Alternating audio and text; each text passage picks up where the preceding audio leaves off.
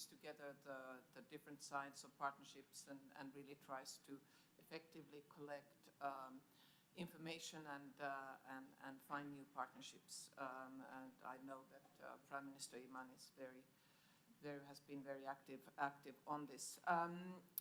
Next on my list is Mr. Frédéric Malo, who is the Air Transport Development Manager of the International Civil Aviation Organization, ICAO. You have the floor. Thank you very much, Madam Chair.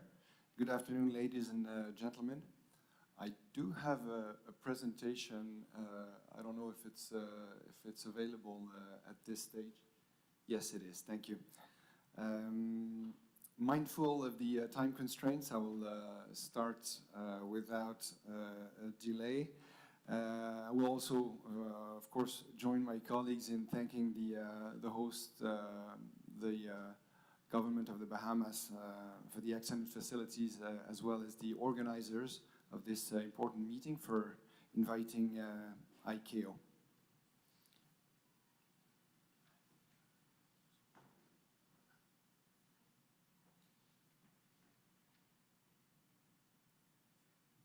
Okay, very briefly, the presentation will touch on ICAO's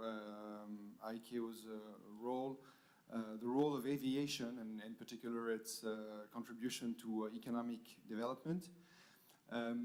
I'll briefly talk about air connectivity and how we define it and what it is in the ICAO context, in the aviation context. And I will touch on aviation partnerships and the activities of ICAO in support of sustainable development, in particular for SIDS. So ICAO is a member of the UN family. It's a specialized agency created in 1944, pursuant to the Chicago Convention. We have 191 member states.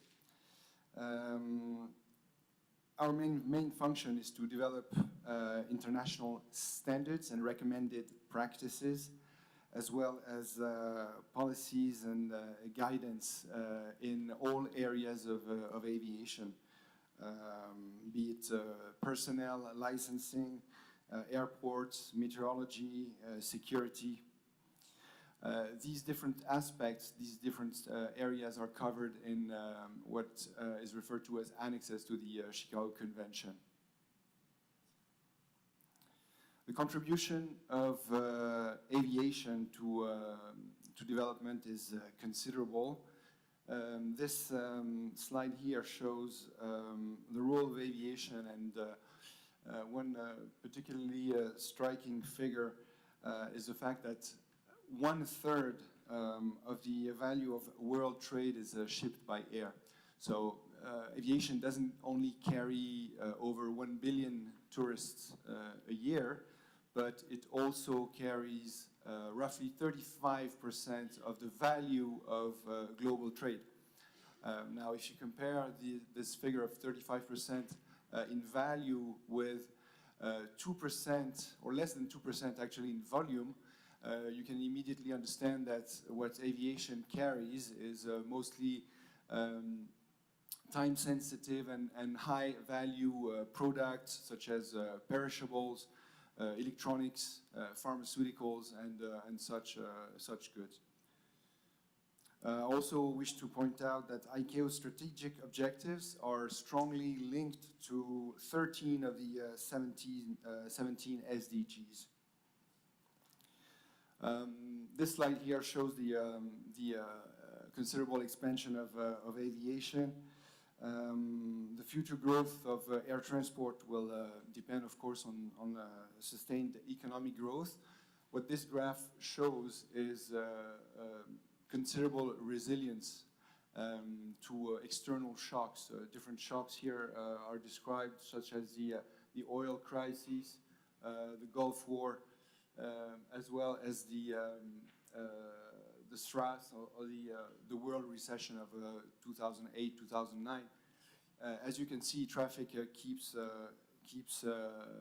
increasing both for passenger and for cargo traffic. This is a slide that shows the connectivity from the point of view of our host state here, the Bahamas. It shows the direct and indirect flights from and to the Bahamas.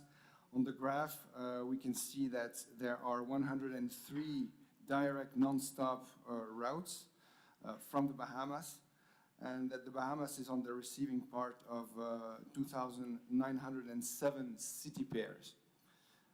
These city pairs are either direct or indirect, and that means that there are 773 different connections serving these city pairs. What is air connectivity? For us, air connectivity is basically the ability of air transport to bring passengers or cargo from A to B to C as fast, as efficiently, and as cost effectively as possible. So as you can see here, I'm not going to go into the detail, but achieving connectivity presupposes a number of conditions. Some are natural. Geography plays a significant role, of course, a key role. Whether a country is placed in the middle of traffic flows significantly impacts its connectivity.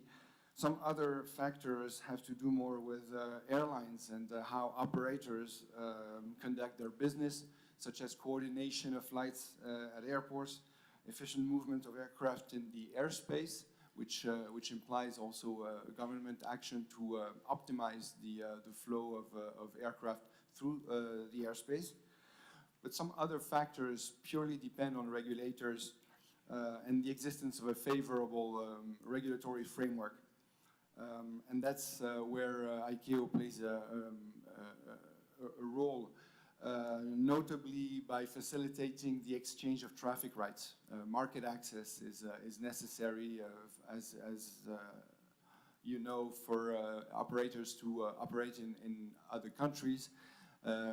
Bilateral air services agreement needs to be entered into. What ICAO is doing in support of building partnerships for sustainable development, well, I thought I would mention this example of a recent activity which took place in September 2016 in Montreal. We had a World Aviation Forum which recognized the special needs and the structural characteristics of LLDCs, SIDS, and least developed countries in the coordination, prioritization, facilitation, and implementation of assistance program through the ICAO Aviation Partnerships for Sustainable Development. The meeting also welcomed a commitment by states to develop their civil aviation master plans linked to development plans and in line with global and regional aviation plans. So I thought this is particularly relevant to our meeting.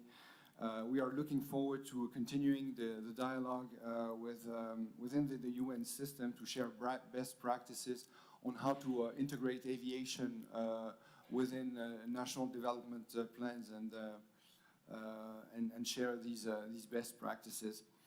The meeting also welcomed the work of the United Nations Secretary General's High-Level Advisory Group on Sustainable Transport, highlighting the need to integrate all sustainable transport planning efforts with a balanced development of transport mode, create supportive institutional, legal, and regulatory frameworks at the national level.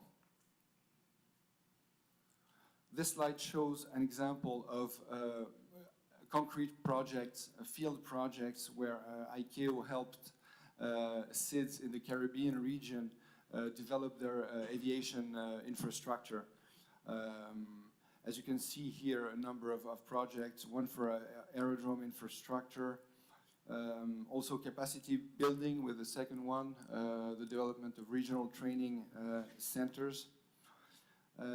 So that's one major activity that ICAO is doing, technical cooperation. the advantage is that as ICAO is a UN agency, it offers neutrality, objectivity, and transparency. And also being responsible for the development of the standards, the technical standards applying to aviation. We do have considerable technical expertise. We offer a roster of over 3,000 technical experts that we can mobilize on specific projects. And we are also involved in procurement activities. We therefore offer a transparent and competitive tendering process. Finally, I thought it would be relevant to mention the conclusion recently during the last assembly in September, the landmark agreement on a new global market-based measure to control CO2 emissions from international aviation. This mechanism will have a phased implementation, and specific exemptions are provided for SIDS as well as LDCs and states having very low levels of aviation activity. So that is my conclusion. I just wanted to wrap up by highlighting that as I have tried to show, aviation is a key enabler of economic development, notably through trade and tourism, and that ICAO assists member states, including SIDS, in continuously developing air connectivity through aviation infrastructure projects, and also through the development of favorable regulatory frameworks for the development of connectivity. And we're also very much happy to contribute to the global efforts to mobilize partnerships and share our experience. Thank you very much. Thank you. Thank you very much for highlighting the importance of aviation connectivity in the implementation of the Sustainable Development Goals, and really looking also, it was interesting to see from the point of view of the country where we are, the Bahamas. Obviously, trade and tourism, key issues for small island states. And also very interesting to learn that 1/3 of the cargo still goes by air. It's quite a large number. Thank you very much for that. I have 3 more short presentations for you today.